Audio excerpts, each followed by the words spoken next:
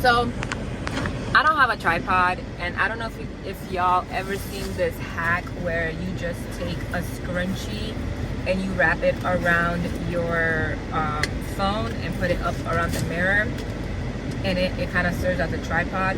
So that's what I've been doing, and sometimes it just doesn't want to work the way that I want it to work.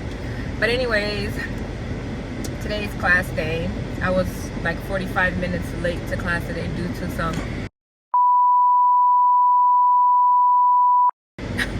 but anyways, when I walked in, they were doing some math problem, which was actually, I caught on as soon as I got there. I didn't even know what they were talking about, but as soon as he solved the problem, I was able to solve the problem myself. But so that problem was loan to value math. And then he also taught us that 1 acre equals 43. Oh, sorry, I forgot. Y'all probably won't be able to hear me with how loud this thing is. 1 acre equals 43,560 square feet.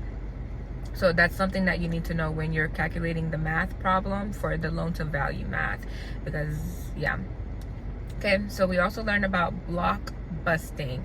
Block busting is when you finesse the owners to sell based on specific type of races moving into the neighborhood. So like, you're like, let's say minorities, let's say this neighborhood is mostly a specific type of people, and different types of people are moving into the neighborhood, and you as the real estate agent is scaring the people living there into putting their house on the market and selling and getting out of there because of these specific type of people that's moving into the neighborhood. Hold on, gotta make sure it's still recording, because after it did that to me, I'm not letting it do it to me again. Okay, another thing we learned about is steering or channeling. That's basically when you are directing people to move into or out of a neighborhood based on the age of the property, the income level of the residents, or the racial composition. We also talked about the Florida Residential Landlord and Tenant Act, which it went into a lot of stuff. So if you are a tenant, I want you to listen, because I did not know this information when I was renting my place from the landlord, and I feel like my landlord did some things that I could have gotten some money for. Gotta make sure it's not overheating. So if you are a tenant where you have a tenant landlord type of relationship, when you move in, your landlord has 30 days to notify you where your deposit is being held. That is a law. They have to tell you where they put your deposit. So if you paid first last security, they have to take that and deposit it into an account, and they have to tell you where it's being held. That's a law. If they don't, you can take them to small claims court and sue them for that. Okay, another thing, there are exceptions. There are exceptions. The exception to that law is if they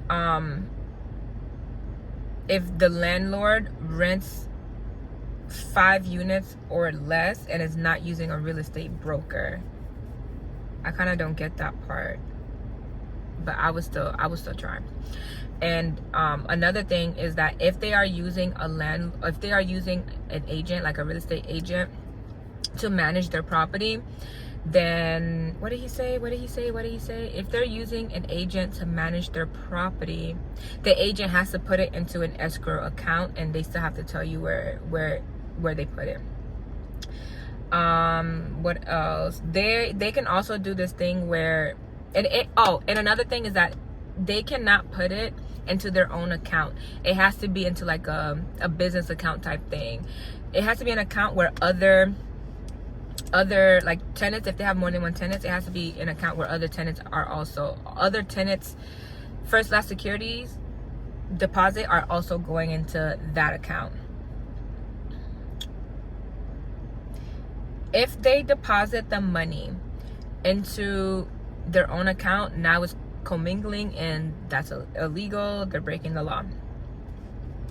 Okay, now he did go over some laws, like the landlord slash agent has 15 days to return your deposit if there's no claim after you move out. If there's no claim on the property, like if there's no issue with the property is fine, they have 15 days to return the deposit. If they don't return it, they're breaking the law. Another law is that the landlord slash agent cannot show up just whenever they want to. They have to let you know that they're coming, and I think it has to be within 24 hours. They have to let you know that they're gonna stop by. They can't harass you, and they cannot call you between the hour.